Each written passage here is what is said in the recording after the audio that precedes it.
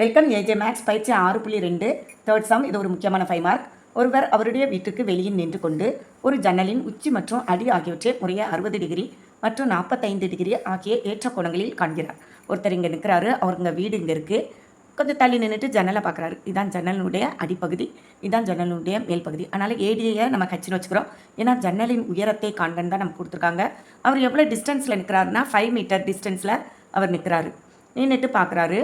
இப்போ நமக்கு வேண்டியது ஏடி தான் வேணும். இங்கே கீழே கொடுத்துட்டாங்க 5 மீட்டர்னு இந்த டிஸ்டன்ஸை. அடுத்து பாருங்கள், நம்மகிட்ட வேறு என்ன கொடுத்துருக்காங்க, 45 டிகிரி. அது கீழே பார்க்குறது, ஜன்னலுக்கு கீழ்ப்பகுதியை பார்க்குறாரு. அப்புறம் மேல் பகுதியை பார்க்குறது 60 டிகிரி.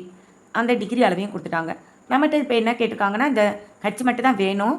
நாம் இங்கே பாருங்களேன், இதில் செங்கோணம் முக்கோணம்னு எடுத்துக்கிட்டிங்கன்னா இங்கே இது கர்ணமாக இருக்கும் இல்லையா? மற்ற டீட்டாவை இந்த சைடு தான் இருக்குது. டீட்டாவுக்கு ஏத்தாப்பில் இருக்கிறவங்கலாம் யார் தான்? எதிர்பக்கம். அப்போ இங்கே கீழே இருக்கிறவங்க யார்? அடுத்துள்ள பக்கம் இல்லையா? இப்போ நமக்கு எதிர்பக்கம் அடுத்துள்ள பக்கம் தான். அடுத்துள்ள பக்கம் தெரியுது, எதிர்பக்கம் தான் வேணும். இல்லை பாருங்கள், இந்த செங்கோண முக்கோணம் எடுத்துக்கிட்டிங்க, 2 செங்கோண முக்கோணம் இருக்குது நம்ம கையில். ஒன்று ஏபிசி, இன்னொன்று பாருங்களேன் அது பிசிடி. ஓகே, அந்த ரெண்டையும் வச்சு தான் செய்ய போகிறோம். ரெண்டுக்குமே நம்மக்கிட்ட டிகிரி அளவு இருக்குது. இதில் நம்ம எதிர்பக்கம் அடுத்துள்ள பக்கம் இருக்கிறனால நம்ம என்ன தான் ஃபஸ்ட்டு முக்கோணம் யாரை எடுத்துக்கிடுவோம்? ஏபிசி, பெரிய முக்கோணத்தை எடுத்துக்கிடுவோம், ஏபிசி. இதில் பாருங்கள், நமக்கு எவ்வளோ டிகிரி அளவு? 60 டிகிரி. இந்த 60 டிகிரி டேன் 60 டிகிரிங்கிறது எதிர்பக்கம் பை அடுத்துள்ள பக்கம். அப்போ டேன் தீட்டா ஈக்குவல் டு எதிர்பக்கம் பை அடுத்துள்ள பக்கம். இங்கே நமக்கு தெரியும் டேன் 60 டிகிரி, பெருசுக்கு வந்து 60 டிகிரி ஈக்குவல் டு எதிர்பக்கம் என்ன? இந்த எக்ஸ். மொத்தமாக ஏசியை நான் என்னன்னு வச்சுக்கிறேன்? எக்ஸ்ன்னு வச்சுக்கிறேன், எக்ஸ். ஓகேயா? அதனால் டோட்டலாக நமக்கு எதிர்பக்கம் எக்ஸ். அப்புறம் கீழே 5 மீட்டர் தான். ஓகேயா? இப்போ டேன் 60 டிகிரி அப்படிங்கிறது எனக்கு √3ன்னு தெரியும். அப்புறம் இந்த ஈக்குவல் டு எக்ஸ் பை 5. நான் எக்ஸை மட்டும் ஒரு சைடு வச்சுட்டு 5 இந்த பக்கம் கொண்டு போகிறேன். அப்போ எக்ஸ் ஈக்குவல் டு என்னது? 5√3. ஓகேயா? இதை 1ன்னு வச்சுக்கிடுவோம். அடுத்து நான் செகண்ட் யாரை எடுக்க போகிறேன்னா, இந்த சின்ன முக்கோணத்தை எடுப்போம். சரியா? முக்கோணம் யாரெல்லாம்? பிசிடி. பிசிடி இதுவும் செங்கோண முக்கோணம் தான். ஆனால் அது மாதிரி எதிர்பக்கங்கிறது எக்ஸ் மைனஸ் ஹெச்சாக இருக்கும், அடுத்துள்ள பக்கம் 5ஆக இருக்கும்.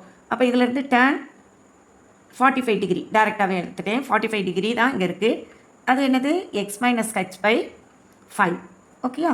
இப்போ நான் எனக்கு தெரியும் டேன் 45 டிகிரி 1ன்னு equal to x minus h by 5. நான் இந்த 5 இங்கே எடுத்துகிட்டு வந்துடுறேன். அப்புறம் ஹெச்சையும் கொண்டு வந்துடுறேன். எக்ஸை மட்டும் ஒரு சைடு வைப்போம். எக்ஸை மட்டும் ஒரு சைடு வைக்கும்போது 5 ஃபஸ்ட்டு இங்கே வந்துருச்சு பெருக்கல்ல. அடுத்து இங்கே மைனஸில் இருக்கிறது ப்ளஸில் வரும் இல்லையா? ஹச். அப்போ எக்ஸுங்கிறது 5 + ஹச்னு எனக்கு செகண்ட் ஈக்குவேஷன் கிடச்சிருக்கு. இங்கே பாருங்கள், எக்ஸு ரெண்டும் சேம் தானே. அப்போது 1 and 2லேருந்து என்ன சொல்லலாம்? எக்ஸு ரெண்டையும் ஈக்குவல் பண்ண போகிறோம். அப்போ எனக்கு ஹச் இந்த சைடு தான் இருக்குது, 5 + ஹச்சை எடுத்துக்கிறேன். ஈக்குவல் டு 5√3 அப்படின்னு கிடைக்கும்.